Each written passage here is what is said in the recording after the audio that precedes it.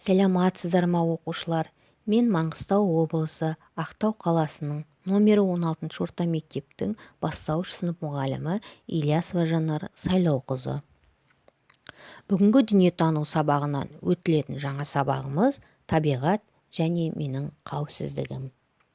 Оқыту мақсаты геологиялық және табиғи климаттық апаттар туындаған жағдайдағы өзін-өзі ұстау ережелерін құрастыру. Тілдік мақсаты табиғатта немесе қоғамда төтенше оқиға болған кезде тез ұғынып, дұрыс әрекет ету. Балалар, бізді қоршаған орта жан-жануарлар, өсімдіктер, өзен-көлдер, таулар, жер, күн, ай, жұлдыз және басқа да аспан денелері, сонымен қатар табиғи құбылыстар, жауынның жауғаны, найзағайдың ойнағаны, желдің соққаны, бәрі табиғатты құрайды. Демек, табиғаттың да жаны бар, ол да демалады.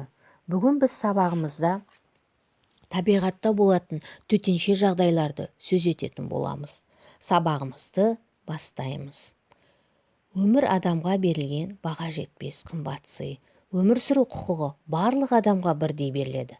Бірақ оны мәнді, мағыналы және бақытты қылып өткізу әр адамның өзіне байланысты.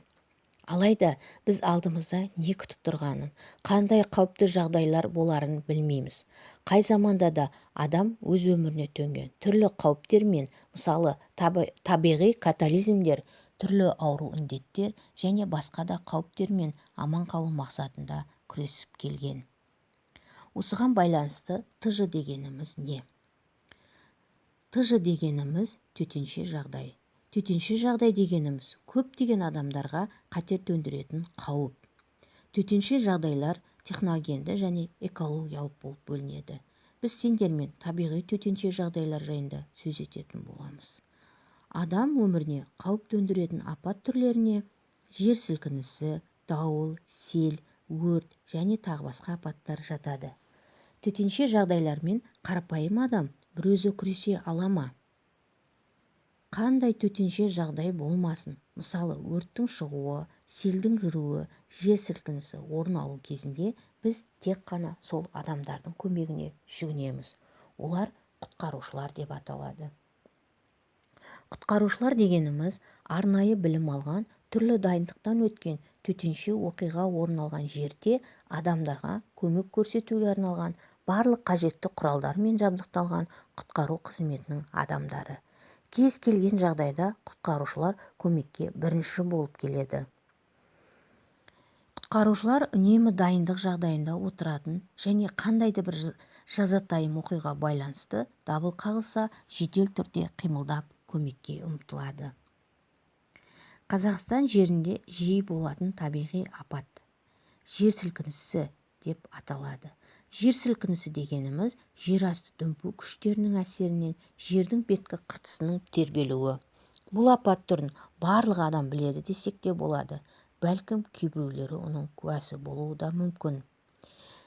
Жер апаты еліміздің оңтүстігінде орналасқан биік таулы аймағы сейсмикалық қауіпті аймақ болып табылады. Мұнда жер сілкінісі жиі қайталанып тұрады. Осындай табиғат апатын жақындап келе жатқанын халыққа алдын ала ескертіп отырады. Сейсмология институты және технологияларды пайдалану арқылы күнделікті жерасты дүмпуін зерттеп отырады.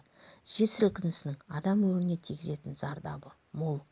Апат кезінде үйлер, ғимараттар қирауы, өрт шығуы мүмкін.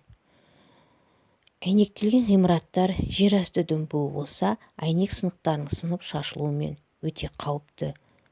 Ол жағдайда сыртта тұрған адамдарға қатер төнеді. Жер сілкінісі кезінде үйде болған жағдайда балалар қалай қорғану керек? Жер сілкініс кезіндегі іс-әрекеттерді білу. Бірінші, ғимараттар теңселуін сезсеңіздер, тез арада ғимараттан шығу. Далада болған кезде ғимараттың жанында тұрмау, ашық алаңға өтіңдер. Ескі ғимараттардың ішінде болсаңыз, ішкі қабырғаға, бұрышқа көтергіш, тірек астына тұру. Міне балалар, табиғат және менің қауіпсіздігім деген тақырып бойынша түсінік берілді. Енді берілетін тапсырмалар. Жер сілкініс кезінде сендер үйде немесе мектепте болдыңдар. Іс-әрекеттерің қандай болады? Екінші, сел кезінде үйде болдыңдар. Іс-әрекеттерің қандай болады? Үшінші, өрт кезінде сендер үйде болдыңдар. Іс-әрекеттерің қандай болады? Міне осы сұрақтарға толық жауап беру керек.